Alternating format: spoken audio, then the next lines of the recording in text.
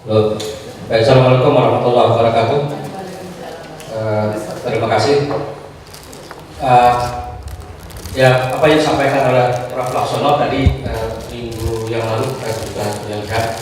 Dan ini tentu ide yang sangat futuristik gitu ya ke depan. Tapi ada beberapa kendala yang harus kita cermati. Jadi saya menulis beberapa hal tentang pasar sederhana. Dan profesor bersama itu intinya begitu tadi yang beliau sampaikan itu. Terus Pak, hanya sedikit. Nah, kemarin beliau Prof. Laksono mengatakan bahwa akan ada pasar sarjana di fakultas. Jadi itu akan ada pasar sarjana baru di luar pasar sarjana yang sekarang. Nah, kemarin ini yang kita barangkali ada banyak hal yang agak sulit kita wujudkan, Prof. Jadi di pasar lintas fakultas sebaiknya tetap dibentuk oleh fakultas, bukan oleh pasar sarjana yang baru. Jadi maksudnya bidang ilmu yang berminat. Jadi kita memang ingin ke depan, tapi kalau lembaga yang kemudian nanti dibuat baru, saya khawatir nanti ide kita ini tidak terwujud karena berbicara tentang lembaga baru ini. Tetapi kalau saya lebih ke arah bagaimana lembaga yang sudah ada kita manfaatkan di bidang ilmu yang dominan berada di fakultas ilmu, ya, di sedangkan fakultas yang lain sebagai pendukungnya. Jadi saya kira sangat bagus. Nah, misalnya yang sudah kami ikut dari filsafat itu adalah S2 bioetik, gitu, dan kita sudah bicarakan di buku kami juga ikut itu. Nah, itu kan bentuknya kan fakultas kedokteran dengan melibatkan fakultas filsafat dan fakultas psikologi. Kalau bisa, tapi ketika itu saya masih ingat Prof. Sunarto itu bahwa ini menjadi salah satu prodi di pasar sarjana yang sekarang. Nah, kalau ini bisa sebagai yang Prof. Laksono tadi sampaikan itu berarti kan bioetik yang sudah hampir final, kalau saya tidak salah itu nanti akan ada pasar sarjana sendiri tentunya. Nah, ini kan tidak mudah menurut saya. Jadi biarlah kalau kita memang punya ide ke depan yang sangat penting, terutama yang terkait dengan ini yang isu strategis itu, bidang strategis ke depan itu, ya bidang strategis apa? Misalnya apakah kedokteran, mungkin apakah pertanian, apakah teknik misalnya yang penting gitu. Terus Pak, satu lagi. Next.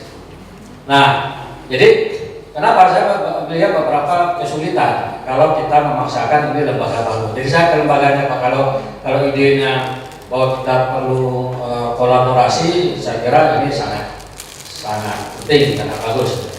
Jadi jika kalau baru berada di bawah pasar sarjana yang baru, itu akan membentuk struktur yang baru, dan itu menambah tenaga pendidikan yang baru dan pejabat yang baru. Itu juga, wah, saya melihat senang kita itu kalau sudah hal-hal baru lama sekali itu. Berapa itu bisa 2-3 tahun itu belum jadi Pak. Jadi barangkali juga ikut rapat senat itu nggak akan jadi. Kami ada hal-hal yang mendesaknya, wah itu lama itu. Apalagi untuk lembaga baru itu, wah itu pasti mendapat apa yang agak berat itu dalam ditanya kan. Jadi yang kedua, saya juga apakah prodi yang kita anggap strategis sekarang itu juga akan lama, karena juga ada beberapa yang sekarang strategis, nanti mungkin karena ketika sudah mengalami kejenuhan dia tidak strategis lagi. Nah, kalau itu kan pasar sarjananya ini gambaran saya sederhana saja, itu kan akan ditutup, karena itu akan jadi masalah. Nah, apakah bidang itu strategis sekarang, di masa depan juga dia akan strategis, karena perubahan ilmu ini kan sangat cepat juga ya, mana yang yang dianggap hari ini strategis, mungkin lama-lama dia tidak lagi strategis. Kita kan sudah melihat itu. Terus Pak, next. Nah, jadi apa keuntungannya kalau prodi baru di fakultas ilmu?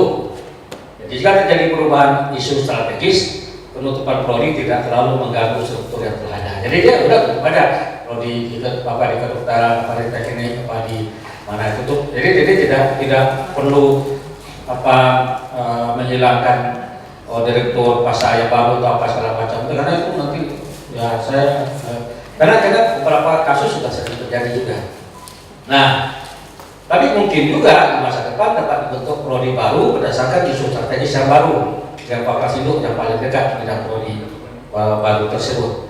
Jadi bisa lagi kita bentuk lagi. Ya mungkin kalau ini sudah selesai nanti bentuk lagi. Nah, terus Pak, next Pak, terakhir. Nah, profesor bersama itu ideal, tapi ada juga hal-hal yang mengkhawatirkan.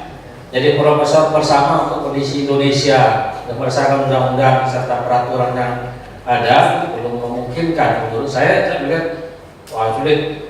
Ya, jangankan lintas ilmu itu. Oh, kalau kita studi langit aja beda. Oh, kok pindah ke sini, pindah ke sini. Oh, ya tidak bisa ini profesornya apa? Misalnya kan ada orang yang dari ekonomi. Saya masih ingat itu. Saya masih sangat ingat bagaimana Dr. Lukman Sutrisno itu ya dari logistik tiba-tiba jadi sosiolog itu, wah itu lama sekali itu. Jadi itu kan ada beberapa gitu yang menjadi kasus itu. Itu saja dengan apa namanya ya, dengan kehebatan beliau di dunia internasional saja sudah sangat susah. Dan sekarang mungkin agak sama aja. Jadi masalahnya studi lanjut yang tidak linear masih menjadi masalah jadi guru besar. Jadi orang masih dipertanyakan. Jadi mungkin begitu Pak. Tapi soal ide Bapak yang kita ingin ke depan ingin berkolaborasi, saya kira ya. Tapi kelembagaan ini yang mungkin perlu kita sedikit agak hati-hati. Saya lebih setuju kalau yang model Harvard. Jadi tetap di fakultas. Ada dua Bapak tawarkan tadi itu. Ada yang London School, ya, di School of mereka di sana ada apa? Kalau mungkin kita ada kondisinya. Jadi ada juga ada School of Economic and Politics gitu ya. Nah, itu kan mungkin kalau misalnya menggabungkan dua fakultas, ya saya kira mungkin bisa, tapi mungkin butuh agak panjang gitu. Tapi kalau kita misalnya ingin membentuk prodi baru untuk menghadapi isu strategis yang sekarang berkembang supaya kita tidak terlambat, lebih baik antar fakultas. Jadi kita model Harvard aja, jadi tetap di fakultas.